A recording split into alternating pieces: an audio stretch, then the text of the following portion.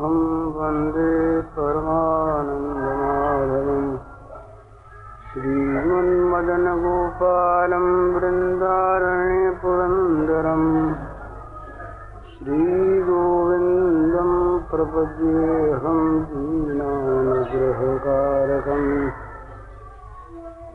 वन्दे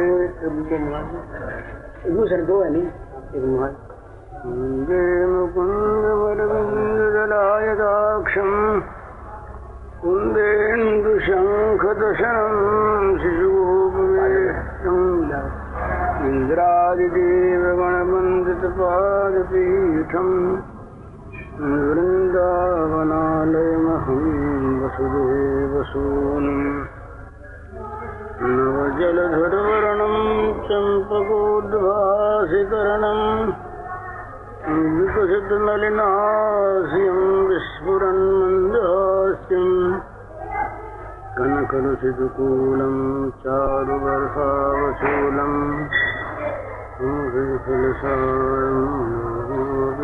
कुमारम्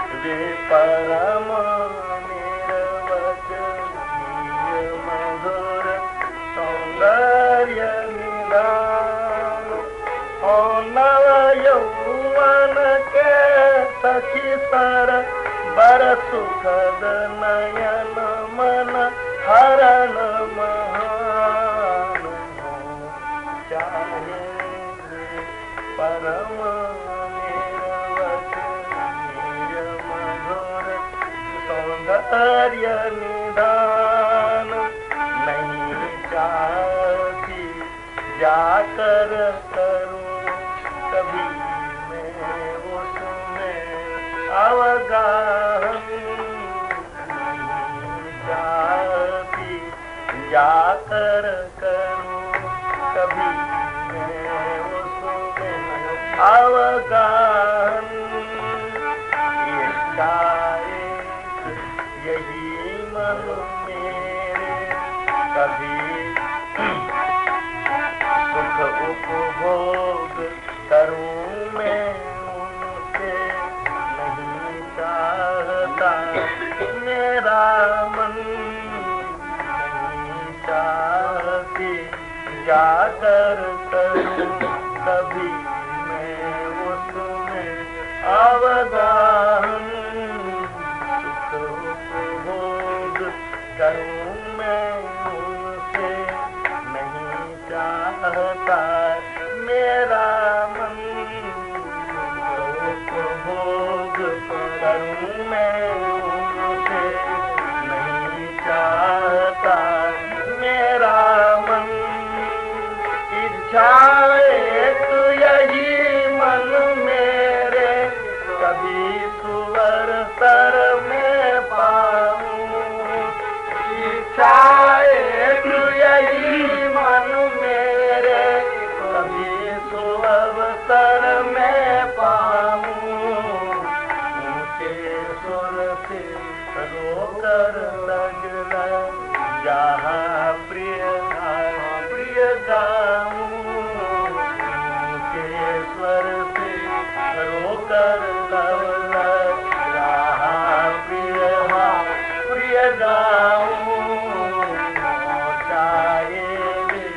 परम निर्वस निज मधुर सौंदर्य निधान नव यौवन के सखी सरबर सुखद नयन मन हरण महान नव यौवन के सखी सरबर सुखद नयन मन हरण महान नहीं चाहती जाकर करूं कभी मैं उसमें अवगाहन नहीं चाहती जाकर करूं कभी मैं उसमें अवगाहन सुख उपभोग करूं मैं उनसे नहीं चाहता मेरा मन सुख उपभोग करूं मैं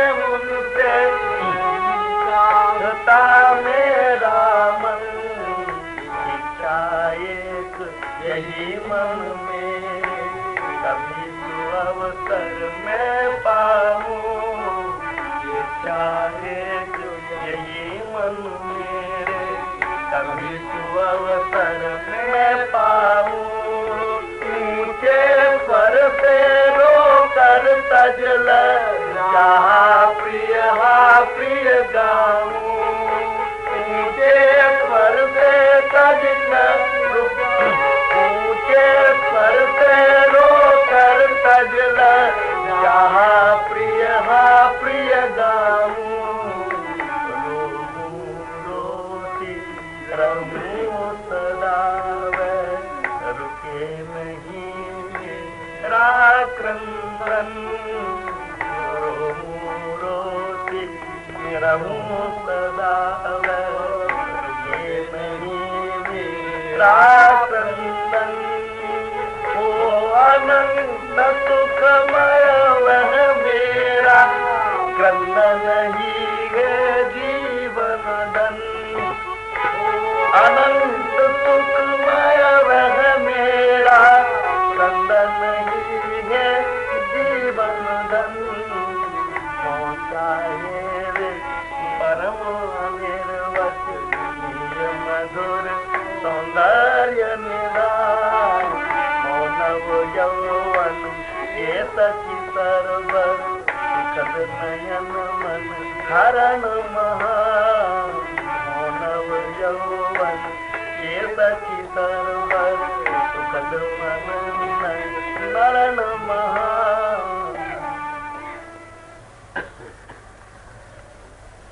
चैतन्य महाप्रभु की अंतिम जीवन की गंभीरा लीला जिसमें वे पुरी में रहकर लगातार 18 वर्षों तक श्री राधा भाव में रोते रहे।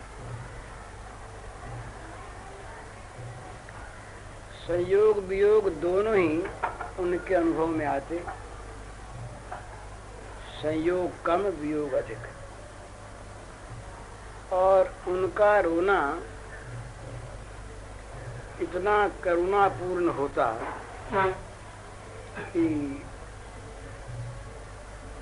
भगवान के मंदिर में रहने वाले सभी लोग रोने लगे। आंखों से आंसुओं की धारा नहीं, आंसुओं के फव्वारे छूटते और वहां एक कुंड था, वो कुंड भर जाता रोज। तो उनकी लीला में ये दिखाया, लोगों को दिखाया नहीं, वास्तव में उन्होंने इधर आ जाएंगे,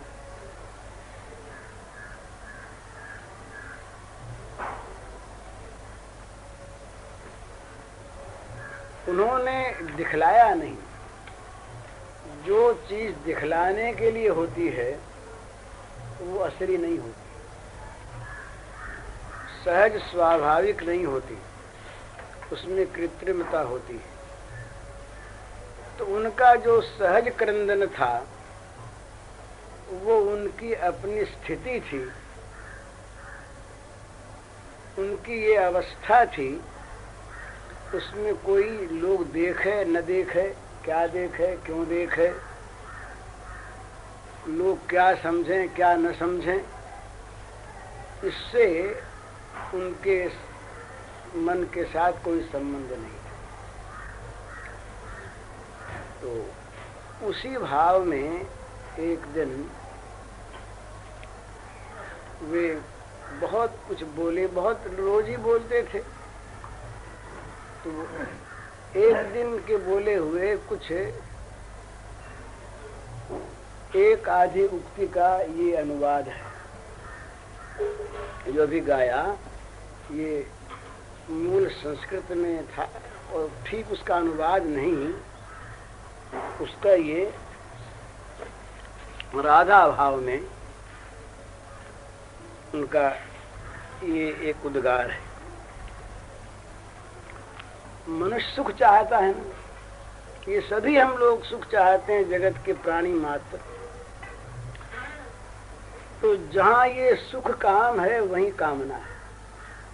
चाहे वो सुख भोग सुख हो, तो भोग सुख में इंद्रियों के सुख, यश मान का सुख, कीर्ति का सुख, वैभव का सुख, स्वर्ग का सुख, ये सब भोग सुख है।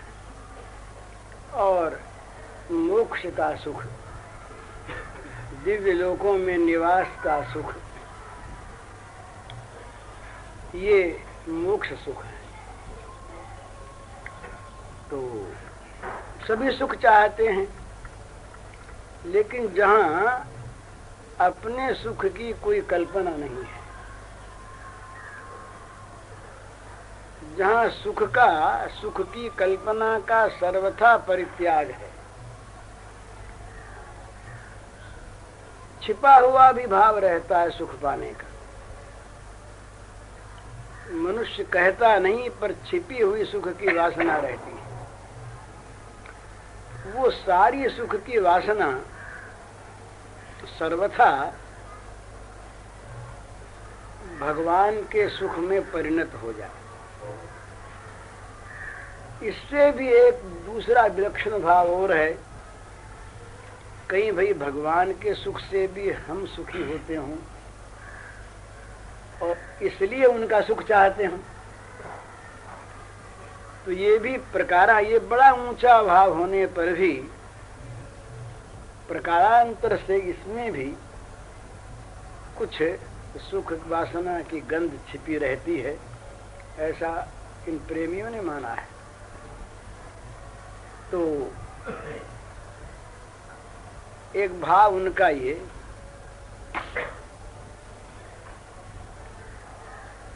मने जहाँ विशुद्ध अनुराग है,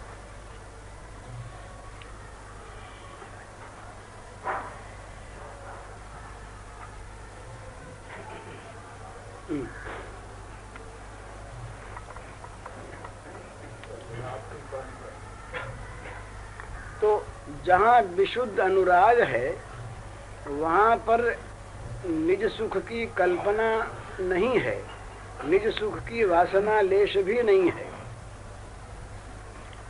पर भाव है ना। तो एक भाव ये विलक्षण कि हम यदि प्रियतम का सुख चाहते हैं तो क्यों चाहते हैं? इसलिए कि प्रियतम का सुख ही हमारा सुख है। तो हमारा सुख नाम की कोई चीज एक है, वो उसमें अपनी वासना, अपनी कामना, अपना सीधा सुख, इसका सर्वथा परित्याग है। पर प्रियतम सुखी होंगे तो हमको बड़ा सुख होगा। ये हमको बड़ा सुख होगा प्रियतम के सुख से, ये भी सुख का एक मनोरथ है। तो चैतन्य के जीवन में उन्होंने एक बार ऐसी बात कही कि हम ये भी नहीं चाहते, हम चाहते हैं हम केवल उनके वियोग में रोते ही रहें, और ये रोना ही हमारा सुख है। तो इसी भाव की वो चीज थी, उसी का ये शब्दांतर नहीं है, भावानुवाद है। हूँ चाहे, राधा जी कहती है, हूँ चाहे वे परम अनिर्वचनीय मधुर सौंदर्य निधान, हूँ नव यौवन के सखी सरवर सुखद नयन मन हरण महान। वे प्रियतम भले ही परम अनिर्वचनीय मधुर सौंदर्य के भंडार हैं। मने मधुर सौंदर्य कैसा है कि जो परम अनिर्वचनीय है, जिसका वाणी से कभी किसी प्रकार वर्णन नहीं हो सकता। ऐसी जो वस्तु होती है वो फिर अनिर्वचनीय कहलाती है, और ये अनिर्वचनीयता जब और आगे बढ़ जाती है तो उसका नाम होता है अचिंत्यता। अचिंत्य हो जाती है, मन से भी परे। तो चाहे वे परम अनिर्वचनीय मधुर सौंदर्य के समुद्र हों, ये श्री राधा किशोरी हैं, तरुणी हैं, वे कह रही हैं, और अथवा चाहे वे मन को और नेत्रों को हरण करने वाले महान सुखद नव यौवन के पवित्र सरोवर हूँ, नव यौवन के सखी सरवर सुखद नयन मन हरण महान। ऐसा नहीं कि उनका जो सौंदर्य है वो सौंदर्य बखानने लायक है, पर किसी को बरबस खींचता नहीं।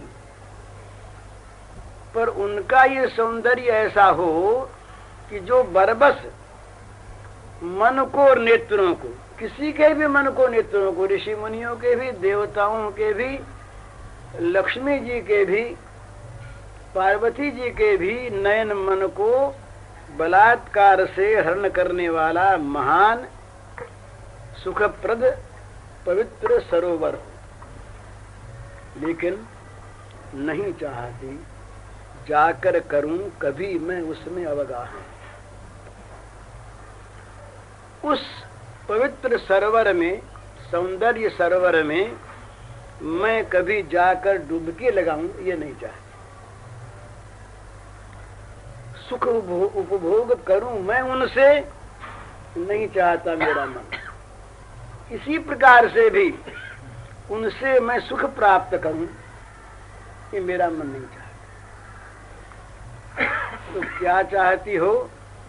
इच्छा एक, एक दूसरी नहीं, इच्छा एक, यही मन मेरे। न मिलन की इच्छा है, न सुख की इच्छा है, न उस सरोवर में अवगाहन करने की इच्छा है। तो क्या इच्छा? इच्छा एक, यही मन मेरे, कभी सुअवसर मैं पाऊं ऊंचे स्वर से रोकर तज लज्जा हा प्रिय गाऊं। बस एक ही इच्छा मेरे मन में है कि कभी अगर सौभाग्य प्राप्त हो जाए, उच्च स्वर से, सारी लज्जा को छोड़कर उच्च स्वर से रो रो कर हा प्रिय हा प्रिय हा प्रिय, ये गान का अभिलाषा बढ़ी। अब तो कहती हैं कि सुअवसर कभी पाऊं, ये तो एक बार की बात है, ये ऐसा नहीं। रोऊं, रोती रहूं सदा, वह रुके नहीं मेरा क्रंदन। मैं रोऊं, सदा रोती ही रहूं, और मेरा ये जो क्रंदन है ये कभी भी रुके नहीं, इसमें विराम नहीं हो अनंत सुखमय, वह मेरा क्रंदन ही हो जीवन। हे जीवन धन, बस वो जो मेरा अनंत क्रंदन, ये अनंत सुखमय निरंतर बना रहे, अनंत हो जाए। ये मेरा अनंत क्रंदन, अनंत सुखमय अनंत क्रंदन हो जाए, सदा रोती रहूं, ये भाव है। तो बात ये है कि हम तो भगवान के लिए ही रोना नहीं जानते। ये तो भगवान के भी खूब त्याग करके रोना है। भगवान के लिए रोना जो जाने वो फिर कभी भोगों में फंस नहीं सकता। ये एक सिद्धांत, अकाट्य सिद्धांत है कि जब तक भोग की ओर मन आकृष्ट होता है तब तक उसका मन भगवान की ओर खिंचा ही नहीं, रोना तो दूर रहा। भगवान के अमिलन की जो व्याकुलता है तो वो उसे उसकी कल्पना में भी अभी तक नहीं आई। वो तो रोता है भोगों के लिए, रोता है विषयों के लिए, रोता है इस छोटे से जीवन के नाम रूप के सुख साधन के लिए। जरा सा हमारा ये जीवन क्षण भंगुर शरीर और यहाँ की ये कल्पित सारे के सारे संबंध, ममता के, आसक्ति के, जो बिल्कुल बिल्कुल छूट जाने वाले ये सभी का अनुभव, इस जरा से जीवन में अनुकूलता प्राप्त करने के लिए, अनुकूलता का है कि नाम का नाम हो और शरीर को आराम हो, बस और कुछ नहीं। हम चाहते क्या है? नाम का नाम और शरीर का आराम। दोनों ही हम नहीं हैं, हम तो भगवान के सनातन अंश हैं। तो अब तक तो हमने असली सुख के लिए रोना नहीं सीखा। हम तो इस भ्रांति में पड़े हुए हैं कि जो परम दुख है, जो सर्वथा त्याग करने योग्य है, जिसका संग हमें नरकों में ले जाने वाला है,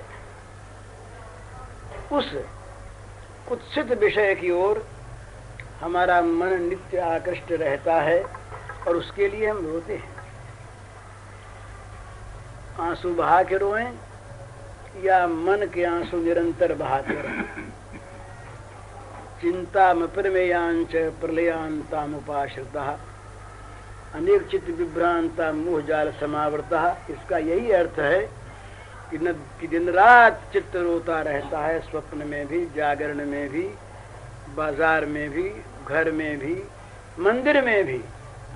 भगवान के सामने जाकर के भी हम कहते हैं, भगवान हमारे मन के अभिलाषा को पूर्ण कर दो। देवी जी माँ के सामने रोता है, वो हमारे मन का अनुवाद किया ऋषि ने। पुत्रम देहि धनम देहि यशो देहि द्विषो जहि। माँ के सामने जाकर वो अनंत चिन्मयी माँ, जो चिन्मय भगवान को हमें दे सकती है, उनके सामने जाकर हम कहते हैं कि माँ हमें रूप दो, यश दो, पुत्र दो, धन दो और हमारे बैरियों को मार दो। ये हमारी कैसी अभिलाषा है। हम भगवान के सामने कहाँ रोते हैं।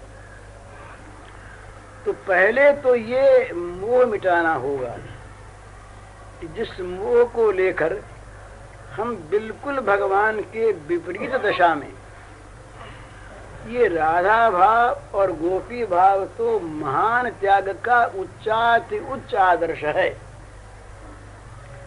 बहुत ऊंची चीज। मुमुक्षुओं को ये प्राप्त नहीं है और प्रेमी जन तो मानते हैं कि ज्ञानी सिद्धों को भी ये प्राप्त नहीं है।